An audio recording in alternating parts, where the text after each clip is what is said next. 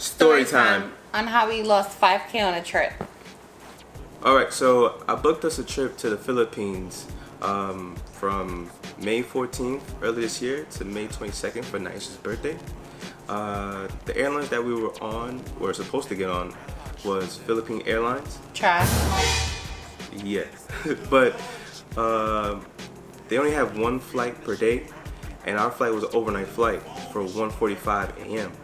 Now, we got to the airport. We got to the airport around 11:30 p.m. 11:30, 11:45. Let's say. Right.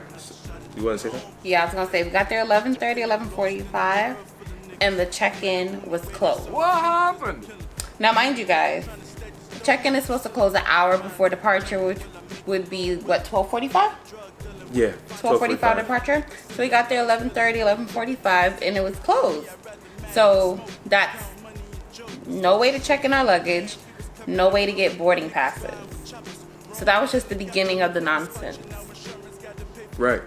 Because we arrived at JFK, and we looked to see where we can, to check in our luggage and stuff like that. The monitor up top said that our check-in section was still open. They were still checking in bags.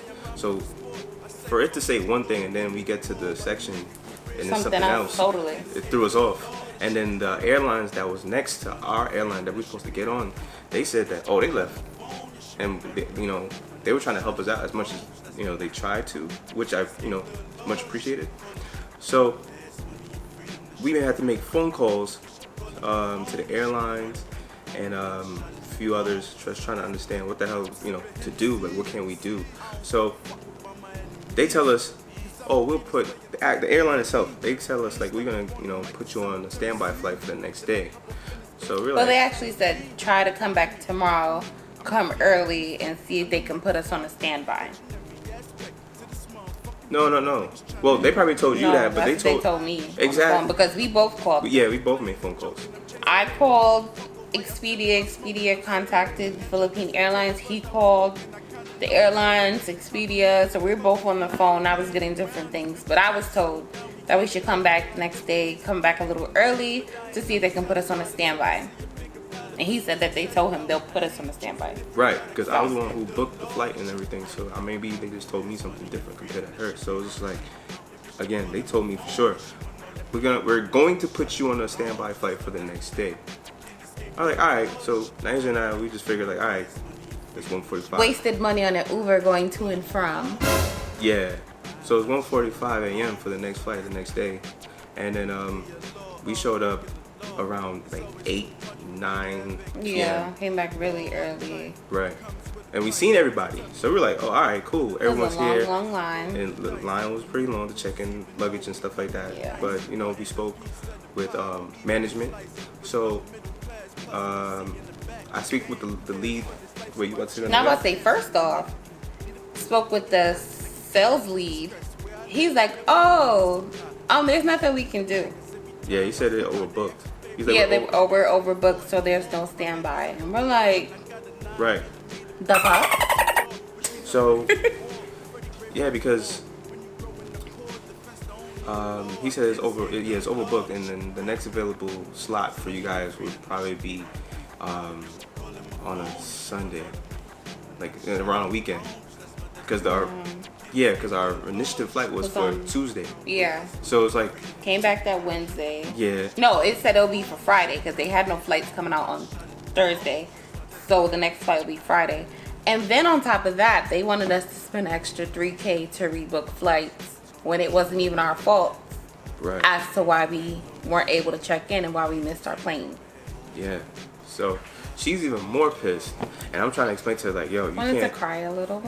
Yeah, and I'm trying to explain to her like, yo, you can't be, you can't lash out in a spot like this. You can't lash out, period. So. Well, actually, I already know not to lash out or get feisty because I don't want to be on a no-fly list. I enjoy traveling, so I don't want them to put my ass on a no-flight.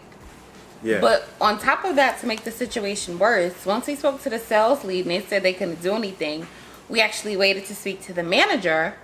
Now, when the manager comes, he's telling us, policy says 3 hours prior.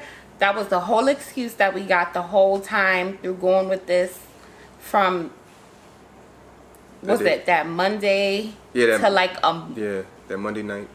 A week and a half later. Oh, 3 hours prior, 3 hours prior. That was the excuse. Everybody stuck with that same excuse. So when the actual manager came, he was like, "Oh, well, you know, we're overbooked. There's no available seats for standby. If you would have booked with us directly, then maybe we'll be able to do something for you. But since it's a third party, we won't be able to help you, blah, blah, blah." And then we explained to them that it's not our fault. That it wasn't our fault that we missed our flight because no one was here to check in the bags. And the same excuse, "Oh, you should have been here 3 hours prior." So he asked his sales lead, "Oh, what time did you guys close yesterday?" What he said, I forgot. He said that they left at 11:15. I was like, wait a minute. The flight is at 1:45 a.m. And then he just admitted that they left at 11:15 p.m. When you're supposed to close at 12:45. That's 1 hour before departure. So that's automatic no on their end. So the guy, so the manager asked again, "Are you sure you left at 11:15?" And he said, he literally sucked his teeth, put his head down, sighed a little bit, and said, "Okay, we left at 11." I'm like, yo, I'm standing there hearing all this, and I'm like, yo, hold up. Disgusting. So and again, guys, this is Philippine Airlines. Philippine Airlines. Yeah, so it's just like, yo, how you guys at JFK? Sorry. How do you guys admit to leaving prior to what you were supposed to, the time you're supposed to leave, and then trying to blame it on us on why we didn't catch our flight? And saying 3 hours prior. Regardless, 3 hours prior, you were not supposed to close until 12:45, and then the flight ends up being delayed anyway. At least like 2-3 hours. Was it 2-3 hours? No. It was delayed 46 minutes. 46 minutes is a lot. Right. We could have been on that plane. Yeah. So it's just like you left early for a delayed flight. That ain't make no sense to me. So due to the Philippine airline workers at JFK that refused to do their job properly and abandoning their posts, we missed out on catching our flight. Alex already spent so much, it didn't make sense for us to pay extra $3,000 to rebook a flight when it wasn't our flight, it was theirs. And then on top of that, we lost out on money on the hotel because the hotel said, "Well, that's unfortunate." He said, because I sent several emails to the airline's refund department and also to the hotel, and the hotel replied back saying, "That's unfortunate that you Oprah hand. Yeah, it's unfortunate you experienced. I'm paraphrasing, by the way.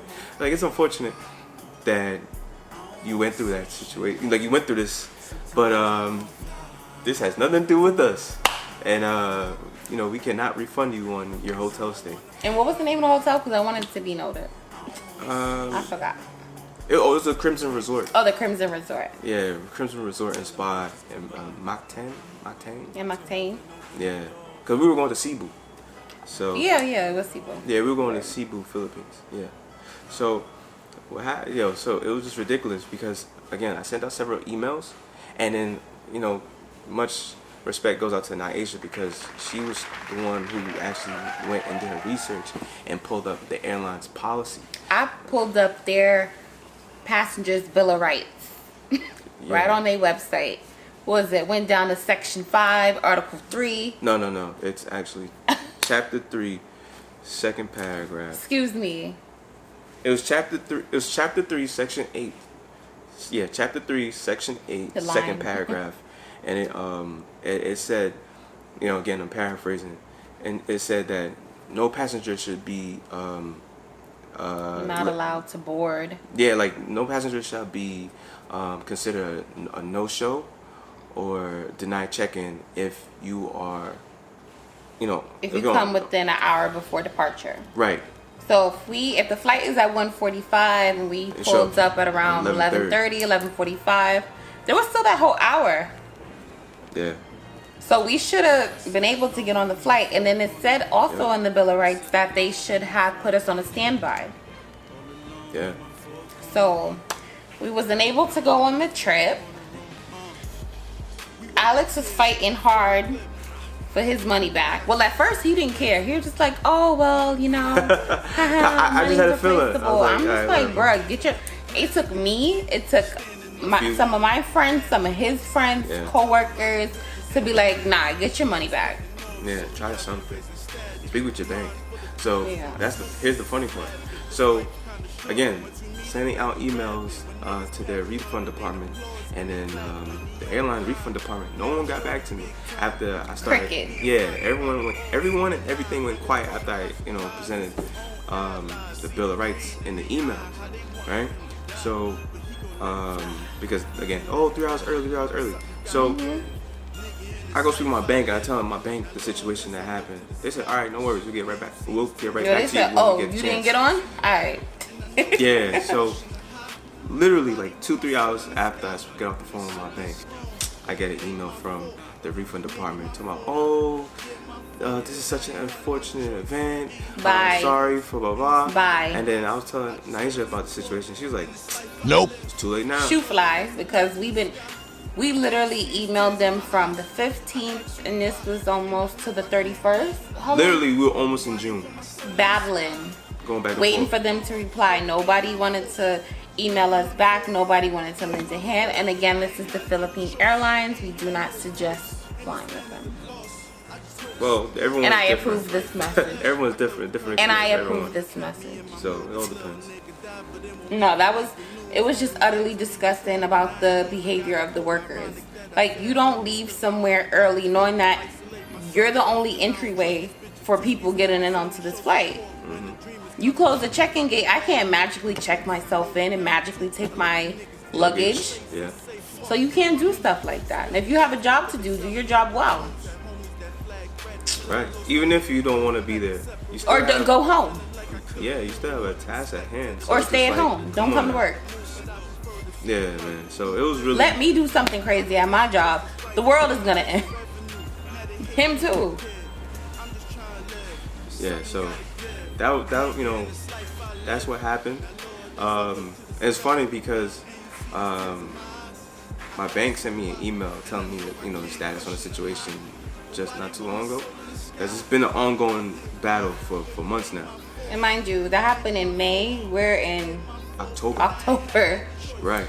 And I just got emailed, say like late September, a few weeks ago, like 2-3 weeks ago. Yeah. From Expedia saying that the airlines they want their money back. They want their money. Yeah, they want their money. And it's like, wait a minute. Time out. I told them the situation. Everything, like, it was fresh. This event to me is pretty fresh. So it was just like, I sent the email out to Expedia, who was talking about how old the airline is trying to collect their money. Oh, well, we forgot to tell them. Alex ends up getting the money back for the flights, but not for the hotel. Right. So after Alex got his money back from the flights, they contacted Expedia saying, oh, we need our money back. Yeah, it's too late for that. Clip. Yeah, so that's how we lost our money on a trip. Okay.